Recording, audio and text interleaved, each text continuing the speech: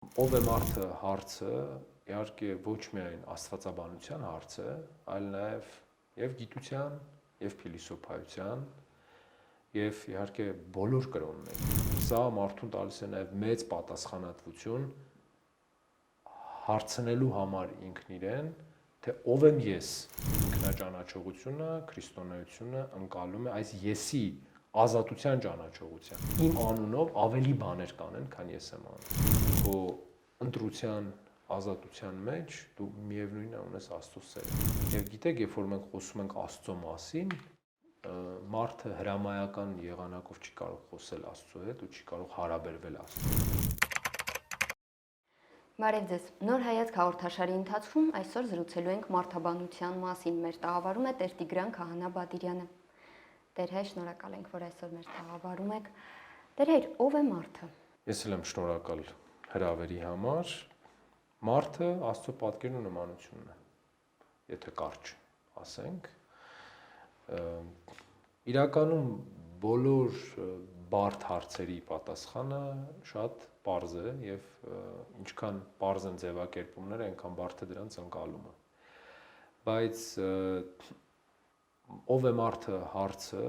իհարկե ոչ միայն աստվածաբանության հարց է, այլ նաեւ եւ գիտության, եւ փիլիսոփայության, եւ իհարկե բոլոր կրոնների, հա, որովհետեւ ըստ էության այս հարցին փորձում են պատասխանել բոլոր կրոնները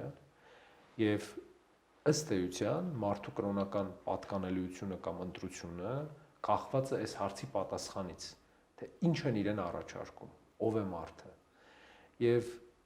միայն ու միայն քրիստոնեությունն է, որ ասում է մարդը Աստծո պատկերն ու նմանությունն է։ Միայն։ Եվ միայն քրիստոնեությունն է, որ մարդը արժևորվում է այնքան, որ Աստված մարդանում է։ Ոչ մի ուրիշ տեղ Աստված չի մարդանում։ Հեթանոսության մեջ, բուդդիզմի մեջ իրենց դիցերը, հա, աստվածությունները մարդու կերպարանք են ընդունում, հա, որ դառնում են կերպարանք որպես, հա, բայց նույն ձևի օրինակ հեթանոսության մեջ, չգիտեմ, Զևսը կովի կերպարանք է ընդունում, բուդդիզմի մեջ Բուդդան դառնում է նաև թիթեռնիկ եւ այլն եւ այլն։ Այսինքն սրանք ուղղակի կերպարանքներ են, ուղղակի, եթե կուզեք, էներգիայի ձևեր, բայց միայն քրիստոնեության մեջ է, որ Աստված այնքան է սիրում մարդուն, այնքան է բարձրացնում մարդուն, որ դառնում է մարդ, հա, մարդ կատարյալ եւ Աստված կատարյալ։ Այսինքն սա աստվածային սիրո եւ մարդու բացարձակացման, հա, մարդուն գեր արժեք տալու միակ արտահայտումն է։ Եվ սա մարդուն տալիս է նաև մեծ պատասխանատվություն հարցնելու համար ինքն իրեն, թե ով եմ ես։ Այսինքն ուրիշ բան է, որ Աստված քեզ ասում է, թե ով ես դու, իմ պատկերն ու նմանությունը, եւ ուրիշ բան է, որ դու ես հարցնում այդ պատասխանը, դու ես այդ հարցը տալիս քեզ, թե ով ես դու եւ ինչ ես դու ընկալում այդ գաղափարի տակ, որ դու Աստծո պատկերն ու նմանությունն ես։ Տեր այր, այսինքն ինքնաճանաչողությունը մեզ կօգնի նաև Աստված ճանաչողության հարցում։ Ինքնաճանաչողությունը, տեսեք, երբ որ մենք խոսում ենք ինքնաճանաչողության մասին, մենք պետք է նախ եւ առաջ կարողանանք պատասխանել հարցին, թե ինչ է նշանակում ես, հա, ու ինչ է նշանակում ով եմ ես, որտեղից եմ ես ձևավորվում, ինչ եմ ես մտածում իմ մասին։ Եվ սա նույնպես աստվածաբանական կարևոր խնդիր է, որին Կապադովկյան հայրերն են անդրադարձել։ Ուրեմն մարդու եսի հետ կապված կան մի քանի տերմիններ, աստվածաբանական ու փիլիսոփայական, կա persona տերմինը, հա, որ ֆրանսերեն, լատիներեն բառ է, person, եւ ինչը նշանակում է դիմակ, ընդհանրապես։ Եվ կա nous-ը հունարեն, հա, որ նշանակում է էություն, միտք կամ, եւ անձ բառը հայերեն, որ նշանակում է բովանդակությունը մարդու։ Ուրեմն մենք ունենք դիմակներ, որոնք սոցիալական դիմակներ են, հա, մենք ունենք կերպարներ, որ մենք խաղում ենք այդ կերպարները, եւ ուզում եմ, որ մենք բացասական սրան չանդրադառնանք, հա, որտեղ այդ բնական է, որտեղ մենք հասարակության մեջ ենք ապրում, մարդկանց հետ ենք ապրում եւ այն ինչ մենք մտածում ենք, ճիշտ չի լինի նաեւ ամեն ինչ տենց բարձրաձայն ասել եւ սա հիմնականում տենց մարդիկ հոգեբուժարաններում են լինում, հա, ովքեր չունեն այդ սոցիալական շփման ձևը։ Մենք կամա թե ակամա ունենք պերսոնա, հա, այսինքն ունենք այն դիմակը, որը մենք կրում ենք, այն հասարակական դիրքը, հարաբերությունները, որ մենք ունենք որպես երեխա, որպես ծնող, որպես ընկեր, որպես քույր, որպես եղբայր, ունենք բնականաբար բոլորս ունենք այս ամեն ինչը։ Բայց այս պերսոնայի ներքևում կա անձը, հա, ավելի խորքային առումով կա անձը, իսկ անձը կա միայն այն ժամանակ, երբ որ կա ազատությունը, այսինքն կա ընտրելու հնարավորությունը։ Ուրեմն ինչով է մարդ Աստծո պատկերն ու նմանությունը, որովհետև ինչպես Բարսեղ Կեսարացին էր աղոթքում ասում, որ միայն դու ես Տեր, որ ազատ ես, եւ միայն մարդն է, ում տվել ես այդ շնորհը ազատ լինելու։ Ոչ կենդանիները, ոչ հրեշտակները չունեն այդ ազատությունը։ Ունի միայն Աստված, ով տվել է նաեւ մարդուն։ Եվ այն տարածված հարցին, թե ինչ են այսքան վատ բաներ լինում, չէ՞, ինչի է պատերազմ լինում, ինչի են հիվանդություններ լինում, ինչի է մարդը տառապում, դե նա որովհետև Աստված հարգում է իր այդ շնորհը։ Եվ միևնույն ժամանակ, եթե մենք պատասխանելու լինենք հարցին, թե ինչպես էր, որ մարդը կարողացավ երկիր մոլորակը հարմարեցնել իրեն, չէ՞, որովհետև վերջի վերջո երկիր մոլորակը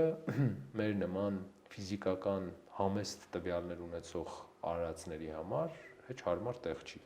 Մենք ապրում ենք, թվում է թե մենք ամեն ինչ կարող ենք անել, բայց մի սովորական ճանճ, հա, ցիկադան, կամ մի սովորական մոծակ, կամ մի սովորական բակտերիա, որ մենք չենք էլ տեսնում, կարող է մեզ ուղղակի սպանել միլիոնավոր մարդկանց, միլիոնավոր։ Մինչև այսօր ըստ հաշվարկների ամենաշատ մահերը լինում են մալարիայից։ Այո։ Այսինքն մոծակից մարդիկ վահանում են։ Մոծակի կծոցից, խայթոցից եւ իհարկե դե բակտերիաները փոխանցում են բակտերիաներից չեն էլ երևում, բայց սպանում են մարդուն։ Եվ մարդու ազատությունն է, որ թույլ է տալիս, որ մարդը կարողանա արարող լինել նաեւ, հա, ստեղծել գեղեցիկ շենքեր, ստեղծագործություններ, երաժշտություն, խոսքը ոչ միայն արվեստ, այլ նաեւ գիտությունը, սա ամեն ինչը ազատությունն է, որ մարդը կարող է սխրանքների գնալ, որովհետև դուք երբեք սխրանքի գնացող շունչ եք տեսնի։ Փրկարար շները դրանք վարժեցրած շներ են, որովհետև կենդանիների մոտ բնազդը ու ինքնապահպանման բնազդը գերակա բնազդ է, ինքնապահպանման եւ ուտելիքի, հա, այսինքն որը էլի բնազդի արտահայտումներից մեկն է։ Ուրեմն մենք ունենք ազատություն վեր լինելու քան մեր բնազդները։ Իհարկե, ամբողջ աշխարհը, ամբողջ մեդիա տիրույթը ժամանակակից աշխարհի մեզ ասում է, որ ճիշտ է բնազդներով ապրել։ Դրա համար էլ մենք անընդհատ տեսնում ենք, թե որ երջանիկ կյանքը այն կյանքն է, երբ որ քո բնազդները բոլոր բավարարված են, հա, սեռական բնազդը, ինքնապաշտպանության բնազդը, այդ ուտելու բնազդը եւ այլն, ու ամեն ինչ հենվում է բնազդների վրա։ Բայց այս բնազդներից մենք կարող ենք վեր լինել Աստծով եւ այդ ազատությունն է մեր, որ մեզ դարձնում է այն, ինչ մենք կանք, մեր եսը։ Եվ ճանաչել այդ եսը, սա այո, օգնում է ճանաչել Աստծուն, որտեվ տեղ ենք, որ մենք տեսնում ենք Աստծուն, տեղ ենք, որ մենք տեսնում ենք ինքներս մեզ։ Հիմնականում ժամանակակից հոգեբանությունը ֆրեյդյան, հա, եղանակով, որովհետև հոգեբանությունը միանշանակ բացասական բաներ չունի, նաև կան շատ ավելի լավ եղանակներ, ուղղակի ֆինանսական տեսանկյունից ավելի լավ է տարածել Ֆրեյդի եղանակը, երբ որ քո բոլոր խնդիրներում մեղավոր են ուրիշները, հա, մի հետաքրքիր պատմություն կա, ասում է բավական է մեղադրես քեզ ամեն ինչի մեջ, գնա հոգեբանի մոտ ու մեղադրիր ծնողներիդ։ Հիմա այս տրամաբանության մեջ եթե շարժվենք մենք տեսնում ենք միայն մեր պերսոնան, քննում ենք միայն մեր պերսոնան, այսինքն մեր հասարակական դիմակը, մեր սոցիալական կարգավիճակը, բայց իրականում ինքնաճանաչողությունը, քրիստոնեությունը ընկալում է այս եսի ազատության ճանաչողության եւ Եփրեմ Ասորու ապաշխարության հորդորակը եւ Սուրբ Գրիգոր Նարեկացու Մատյան ողբերգությունը եւ մեր հայրերի ընդհանրապես այս ապաշխարության անընդհատ հորդորները ոչ թե պերսոնայի ապաշխարության մասին են, հասարակական մարդու, այլ այս եսի ապաշխարության մասին են։ Ու դրա համար էլ ապաշխարությունը այդքան անձնական երևույթ է, ու դրա համար է որ ապաշխարությունը մարդուն ավելի լավն է դարձնում ու Աստծո փրկության է տանում իրան։ Իսկ հիմնականում այդ հասարակական դիրքի ապաշխարությունը դա մարդուն ոչ մի ավել բանի չի տալիս, հա, կարող է դարձնել ավելի հարմար մարդ հասարակության համար, կարող է դարձնել ավելի անհարմար մարդ հասարակության համար, բայց եսի ու ինքնաճանաչողության մեջ ոչ մի փոփոխություն չի բերում։ Ուրեմն ապաշխարությունը հենց այս ինքնաճանաչողության կարևոր կետն է, որովհետև այն պահից, երբ որ դու սկսում ես ընկալել քո եսը, այդ ինքնաճանաչողության ճանապարհով գնալ, դու սկսում ես հասկանալ, թե ինչի մասին էր խոսում Նարեկացին։ Սկսում ես հասկանալ, թե ինչի մասին էր խոսում Եփրեմ Ասորին։ Ու հասկանում ես, որ այս մարդիկ ոչ թե ուղակի փորձում են ցույց տալ, որ իրանք շատ խոնար են, այլ իրոք ասում են այն, ինչի մասին իրանք մտածում են։ Իրոք տեսնում են, որ իրանք ունեն այդ խնդիրները, ունեն այդ մեղքը իրանց մեջ, ու նաև իրոք սկսում են տեսնել, որ իրանք կարող են ազատվել այդ դրանից, ու նաև հասկանալ մեր Տեր Հիսուս Քրիստոսի խոսքը, որ իմ անունով ավելի բաներ կանեն, քան ես եմ անում։ Դեր դա հուսահատության չի տանի մարդուն այդ ամեն ինչ ընկալելը։ Ոչ, ինչի, որովհետև երբ որ դու սկսում ես ընկալել քո ազատությունը ու քո եսը, դու սկսում ես տեսնել նաև Աստծո սերը։ Այսինքն այդ Աստծո սիրուց է, որ դու այդ եսը ունես, Աստծո սիրուց է, որ դու անձ ես ու քո ընտրության ազատության մեջ դու միևնույնն է ունես Աստծո սերը ու չկա մի վարմունք ու չկա մի գործողություն, որը ավելին կլինի, քան Աստծո սերը, չկա մի մեղք, որ կհաղթի Աստծո սերը, եւ սա էլ ինքնաճանաչողության կարևոր մասերից է, որովհետեւ մեր հասարակական հարաբերությունների մեջ հիմնականում ամեն մի փոքր վիրավորանք շատ արագ հաղթում է մեր սերը մարդկանց նկատմամբ, շատ արագ։ Փառք Աստծո, որ Աստծո այդ հարաբերություններում տենց չի եւ Աստված մեզ սիրում է այնքան, որ պատրաստ է միշտ մեզ ներելու, միշտ մեզ ընկալելու մեր այս կյանքի կարճ տևողության ժամանակ։ Այն ժամանակ, երբ որ մենք արդեն մարմնով չենք լինի, այդ ժամանակ պիտի տեսնենք ոնց կլինի։ Դերհեր մենք այն հարցի պատասխան ունենք, թե ինչու է ստեղծվել մարդը։ Ինչու է ստեղծվել մարդը, այս հարցին իհարկե կարող է սպառիչ պատասխան տալ Աստված միայն, որտեղ ինքն է ստեղծել մարդուն, բայց մեր հայրերը խոսում են սրա մասին, որ Աստված ոչ թե չի ստեղծում մի բան հանուն ինչ-որ բանի, այսինքն եթե նայեք, օրինակ մենք կարող ենք հարցնել ինչու մարդը գնաց ստեղ կամ գնաց այնտեղ կամ ինչու մարդը սա արեց, ինչի, որտեղ մարդը ինչ-որ բանի կարիք ունի, ինչ-որ նոր բանի կարիք ունի։ Իսկ Աստված անբավելի է, այսինքն չկա մի բան, որ Աստծո մոտ պակաս է, ուրեմն երբ որ մենք հարցնում ենք ինչու ստեղծվեց, դա նշանակում է ինչ կարիք ուներ Աստված ստեղծելու դրան։ Աստված դրա կարիքը չուներ։ Եվ Աստված ստեղծել է մարդուն, որտեղ կամեցել է ստեղծել ու սիրել է իր ստեղծածը։ Սա է խնդիրը, որ մենք այս հարցի պատասխանը չունենք, որովհետև մենք գիտենք, որ Աստված ոչ մի բանի կարիք չունի։ Իսկ ինչու հարցը ինքը վերաբերում է կարիքին։ Ինչ կարիք ուներ Աստված, որ ստեղծել մեզ։ Կարիք չուներ մեզ ստեղծելու։ Բայց միևնույն ժամանակ Աստված իր ստեղծագործությունը սիրեց այնքան, որ խաչվեց այդ ստեղծագործության համար։ Չէ, վերջի վերջո մենք կարող է ստեղծենք կավից շատ գեղեցիկ անոթ, շատ գեղեցիկ, որ շատ սիրենք այդ, բայց երբ որ ընտրությունը լինի այդ կավի անոթի համար մեր մատը կտրել, ես չեմ պատկերացնում մարդ, որ ասի այո, ես այս կավի անոթի համար իմ մատը կկտրեմ, հա, բայց Աստված իր ստեղծագործության համար եկավ, տանջվեց, չարչարվեց, խաչվեց, որպեսզի փրկվի այդ անոթը։ Տեր Հայր, բայց մենք յուրաքանչյուրս մեր առաքելությունը չէ ունենք։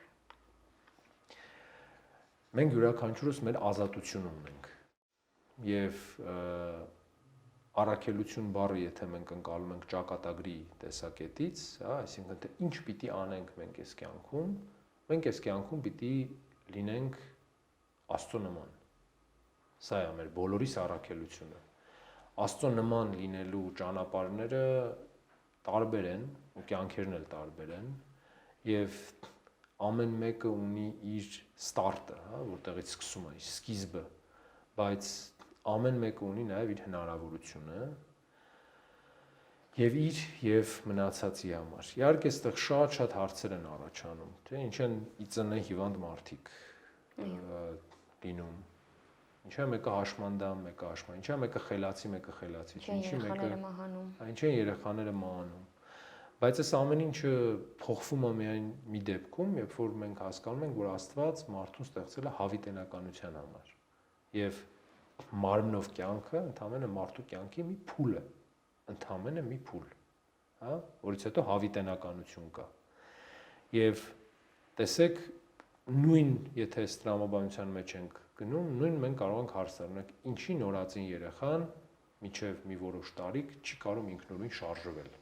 չի կարող ինքնուրույն ոչ մի բան անել։ Ինչի՞ էր պետք է ծնվի, չէ՞, որտեվ բայց մենք հասկանում ենք, չէ՞, որ այդ նորածնի կյանքում դե այդ կարճ փուլ է։ Ուրեմն շատ ավելի կարճ է մարդու կյանքը հավիտենականության մեջ, ընդհանրապես ակնթարթ։ Եվ եթե մարդը ստեղծվում է Աստծո սիրով հավիտենականության համար, այն մարդիկ, ովքեր չունեն հնարավորություն այս կյանքում լիարժեք, հա, գործելու, հա, հաշմանդամությամբ են ծնվել, են ծնվել, իրանք ունեն հավիտենականության շահած տոմս, այսպես ասած, որովհետև մարդու փրկությունը ազատությամբ է վաստակում։ Հիմա եթե այս հայացքից նայենք, մենք պետք է ասենք, լավ, բա ինչի է Աստված մեզ այդ դժվարությունները տվել։ Ինչի ես պետք է ջանամ, ներեմ մեկին, էս անեմ, այն անեմ, սենց լինի, նենց լինի, որ փրկվեմ։ Ուրեմն Աստված ինչ որ անում է սիրով։ Եվ Աստված ինչ որ անում է լավագույնը մեզ համար։ Եվ այո, մեր կյանքի դժվարությունների ժամանակ այս հավատքը շատ դժվար է պահել, բայց սա միանշանակ Աստծո հանդեպ վստահությունն է, որ ինչ որ լինում է մեր կյանքում, թե մենք մտածում ենք շատ վատ բաներ են լինում, սա լինում է ամենալավը մեր համար։ Տեր Հայր, ես մի տող կարդացի, որ Աստծո հետ բարեկամություն կարող է անել միայն մարդը։ Հետաքրքիր էր, փաստորեն բոլոր Աստծո բոլոր ստեղծագործություններից միայն մարդը կարող է այդ կապը հաստատել Աստծո հետ։ Հիսուս Քրիստոս ասում է, այլևս ձեզ ոչ թե ծառաներ, այլ բարեկամներ եմ կոչում։ Եվ գիտեք, երբ որ մենք խոսում ենք Աստծո մասին, մարդը հրամայական եղանակով չի կարող խոսել Աստծո հետ ու չի կարող հարաբերվել Աստծո հետ։ Մարդը շփվում է կամ մոտ է Աստծուն ուղիղ այնքան, ինչքան Աստված թույլ կտա իրեն մոտ լինել։ Իսկ Աստված ասում է, արի միացիր ինձ։ Մեկ լինենք։ Սա ավելի մտերիմ լինել հնարավոր չի, մեկ լինել Աստծո հետ։ Եվ բնականաբար դա բարեկամությունից է, բայց բարեկամությունը կարող է լինի միայն երկու ազատ մարդկանց մոտ, հա, որովհետև եթե դու կա չէ արտահայտություն, շները հավատարիմ են, շները հավատարիմ չեն, շները այլ եղանակ չունեն, ուղղակի, հա։ Ես չեմ պատկերացնում ոչ մի փոքրիկ չիխուախուա կամ պուձել, ում դուր է գալի, երբ որ իրան շորեր են հագցնում։ Բայց ինքը ուրիշ տարբերակ չունի, բայց մարդը ունի ուրիշ տարբերակ։ Ու մարդ ու Աստված հարաբերությունները շան ու տիրոջ հարաբերություններ չեն, ոչ էլ այն դաշտամկան, հա, խամյակի ու տիրոջ հարաբերություններ են, այլ Աստված իր մեծությունից իջավ ու դարձավ մարդ։ Հավասարը հավասարի սկսեց խոսալ։ Չէ՞ որ վերջը դուք պատկերացնում եք Աստված, Հիսուս Քրիստոս գալիս է ու ինչ որ մարդկանց հետ բանավեճ է ունենում։ Ու այդ ինչ որ մարդիկ փորձում են Աստծուն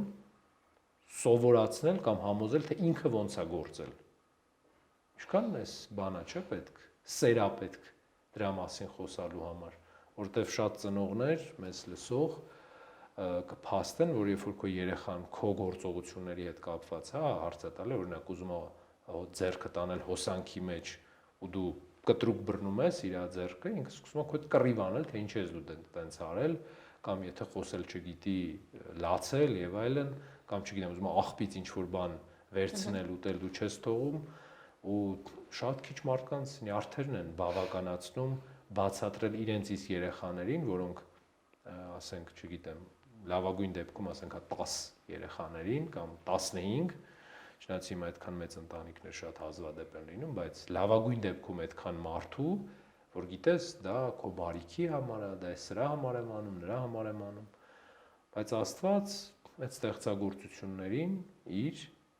համբերատար կերպով բացատրում էր ամեն ինչ եւ վերջում էլ այդ նույն մարդկանց համար խաչվեց,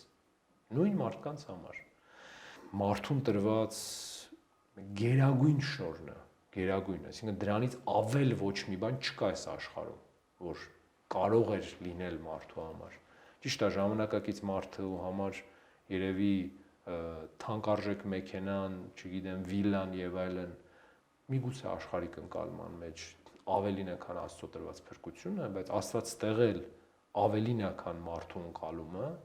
որովհետեւ ինքը գիտի, որ հավիտենականությունը ավելի կարեւոր է, քան նոր շքեղ մեքենան, չգիտեմ, շատ հարմարավետ մեծ տունը, հանգիստը ու տարբեր շորեր ու գadgetներ։ Դեր այդ դրախտային կյանքում, այսինքն այդ հարաբերությունն է եղել Աստծո եւ մարդու միջև այդ բարեկամական։ Դրախտը մարդու կյանքի վերջնագիծը ու եզրակետը չէր։ Դրախտը մարդու ստատիկ վիճակը չէր, այլ դրախտը մարդկային կյանքի դրան ինչ ենք մենք, ինչը ծննդոց գիրքը ասում է փափկության դրախտում, այսինքն մարդու համար ստեղծված էին իդեալական պայմաններ ու նաև հնարավորություն խոսելու Աստծո հետ, որ էլի տրվեց, երբ որ Հիսուս Քրիստոս մարմնացավ, հա, այսինքն դա կրկնությունն էր այդ ամեն ինչի Աստծո հետ խոսելու։ Պայմաններ, որովհետեւ մարդը դառնա անձ, հա, այսինքն այդ ստեղծված պերսոնան անձ լինի, ազատությունը կարողանա գործադրել ու գործարկել, որտեղ այդ հնարավորությունը տվել է իրան ի սկզբանե Աստված։ Իսկ մարդու փրկությունը ու հարաբերությունների վերջնակետը դա Աստծո ու մարդու միությունն է, իրար մեջ լինելը։ Ինչպես էլի ես շատ հաճախ եմ կրկնում այս բանաձևը Աթանաս Մեծի Աստված մարդացավ, որպեսզի մարդն աստվածանա։ Ու սա է քրիստոնեական փրկության բանաձևը, մարդու աստվածացումը։ Տեր մեր հոգին եւ մարմինը միասին են ստեղծվել։ Այս մասին Եղիշայ վարդապետն է խոսում 5-րդ տարում եւ ասում է այո, մարմինը եւ հոգին ստեղծվում են միասին։ Որոգինեսը, որ շատ մեծ գրական ժառանգություն թողած եկեղեցական գործիչ ու գրող է եւ շատ ինտելեկտուալ մարդ նաեւ ունի մի վարդապետություն, որը եկեղեցու կողմից հերետիկոսական է հռչակվել, հոգիների նախաստեղծման, հա, եւ արևելյան կրոններն էլ ունեն այս ընկալումը, որ հոգին, չգիտեմ, տարբեր մարմիններ է ունենում, այդ ռեինկարնացիայի գաղափարը, ու ստացվում է, որ Աստծո համար շատ դժվար է հոգի ստեղծելը, դրա համար ինքը մի հոգի է ստեղծում ու շատ պարկ ոսկորներով, այսինքն մարմիններ էլի, որ տենց մեկից մեկը գնա։ Իրականում ոչ, կյանքը արժեքավոր է նրանով, որովհետև ինքը մի անգամ կա, հա, մարմնի մեջ կյանքը, եւ Սուրբ Եղիշե վարդապետը Գրիգոր Նազիազանցու աստվածաբանության հիման վրա եւ էլի Կապադովկյան հայրերի աստվածաբանության հիման վրա ասում է, որ եւ մարդու հոգին եւ մարմինը ձևավորվում են սաղմնային վիճակում, այսինքն կենսաբանական լեզվով խոսելու, հա, համար ասենք, այստեղ որոշ եկեղեցիներում տարբերություններ կան ընկալման, էթիկայի, որից է բխում է նաեւ արհեստական վիժեցման ու հողիության ընդհատման տեսակետները, ըստ մեր եկեղեցու վարդապետության ձվաբջիջի բեղմնավորումից պահից սկսած այդ սաղմը ունի հոգի։ Այսինքն հենց բեղմնավորումը եղավ, ինքը արդեն հոգի է, արդեն մարդ է, հա, իր ամեն ինչով ունի իր իրավունքները նաև ու ցանկալի է ու սիրելի Աստծո կողմից ոնց որ բոլոր մարդիկ։ Հայաստանի Ծառաքելական Սուրբ Եկեղեցին բացառում է հղիության ընդհատումները արհեստական եւ դա որակում աստեցության սպանություն, բայց միևնույն ժամանակ ի տարբերություն, որովհետեւ ես ուղղակի չեմ ուզում հակադրության վրա դա կառուցեմ, ի տարբերություն որոշ քրիստոնեական ավանդական այլ եկեղեցիների ընկալումներին, հայրաքելական եկեղեցին դեմ չի նաև հղիության պլանավորմանը, հա, այսինքն որպեսզի դու երեխա ունենաս այն ժամանակ, երբ որ դու պատրաստ ես երեխա ունենալու եւ միևնույն ժամանակ Պողոս Առաքյալի խոսքը, որ թող նրանք, ովքեր չեն կարողանում իրենց զսպել ամուսնանան, դա շարունակում է մնալ հետևելի օրենք, հա, այսինքն հարաբերությունները միայն որդեծնության համար չեն ընկալվում մեր եկեղեցում եւ ընդհանրապես քրիստոնեության մեջ չեն ընկալում, սա շատ թյուր կարծիք է, որովհետեւ դրանք հրեական ընկալումներ են, որ հարաբերությունը միայն որդեծնության համար են, ինքը Քրիստոս ասում է, որպեսզի այսուհետև մեկ լինեք իրար հետ, հա, չի ասում, որպեսզի այսուհետև գնաք ու տարին մեկ երեխա ունենաք, որպեսզի այսուհետև մեկ լինեք։ Իսկ մեկ լինելը դա կնոջ ու տղամարդու մեկ լինելն է նախ եւ առաջ նշանակում։ Դերեր կներեք, որ ձեզ ընդհատում եմ, այսինքն այն կարծիքը, որ ասում են ընտանիքը լիարժեք է, երբ կա երեխա, այդքան էլ չի համապատասխանում մեր։ Ոչ թե այդքան էլ չի համապատասխանում, այլ հակասում է քրիստոնեական ընտանիքի գաղափարին, որովհետև պսակի ժամանակ չեն լինում ամուսինը, կինը, տղամարդը եւ երեխան, այլ մեն կինն ու տղամարդը եւ խոստում են տալի մեկը մեկին։ Եվ մեր աղոթքի մեջ էլ ասում են Տեր, եթե կամենաս ու այս մարդիկ երեխաներ ունենան։ Այսինքն ընտանիքը կնոջ ու տղամարդու միությունն է, բացառապես կնոջ եւ տղամարդու միությունը։ Ոչ կիսուր կեսրար եւ զոքաջաների տղամարդու կնոջ, ոչ երեխաների ու տղամարդու կնոջ, չգիտեմ, միայն տղամարդու ու կնոջ միությունն է ընտանիքը եւ պատասխանատվությունը ունեն ընտանիքի նկատմամբ, մեկը մեկի նկատմամբ, տղամարդը եւ կինը։ Եվ հստակ է ասում սա Քրիստոս Մատթեոսի ավետարանում, որովհետեւ տղամարդը պիտի թողի իր հորն ու մորը ու գնա իր կնոջ հետևից եւ պիտի այսուհետեւ մեկ նկատվեն։ Արդ ինչ Աստված միացրեց, մարդ թող չբաժանի։ Մենք պսակի ժամանակ Աստծո առջև կանգնում ենք ու խնդրում ենք, ասում ենք Տեր Աստված, մեզ մեկ դիտարկիր։ Այս երկուսից մեկ դիտարկիր։ Մենք չենք ասում այս 4-ից 5-ից մեկ դիտարկիր։ Այս երկուսից մեկ դիտարկիր ու դրա համար սա նաև են բոլոր ծնողների համարում երեխաները ամուսնացած են, հա, կապ չունի տղաները թե աղջիկները, պետք է կարևոր ազդակ լինեն հասկանալու համար, որ իրենց երեխաների ամուսնական կյանքը իրենց երեխաների ամուսնական կյանքն է։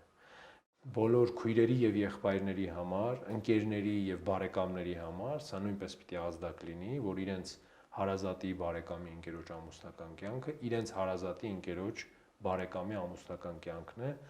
ու որևէ մեկը իրավունք չունի խոչընդոտելու, ներխուժելու այդ ընտանեկան կյանք, որտեղ Պողոս Առաքյալը նաև ասում է, եթե անգամ ձեր եղբայրներից մեկը անհավատ մեկի հետ է ամուսնացել, հա, կամ պոռնիկ մեկի հետ է ամուսնացել եւ եղբորը կամ քրոջը հաճելի է այդ մարդու հետ ապրել, ընդունեք նրան ամենայն սրբությամբ։ Հասկանու՞մ եք, այսինքն եթե վերածենք ժամանակակից, հա, բառապաշարով, գործ չունեք այդ մարդկանց հետ։ Թողեք, թող իրանք հանգիստ ապրեն։ Շնորհակալ եմ։ Ես եմ շնորհակալ։ Ես հիշեցնեմ, որ նոր հայացք հաղորդաշարի ընթացքում զրուցում էինք մարդու մասին։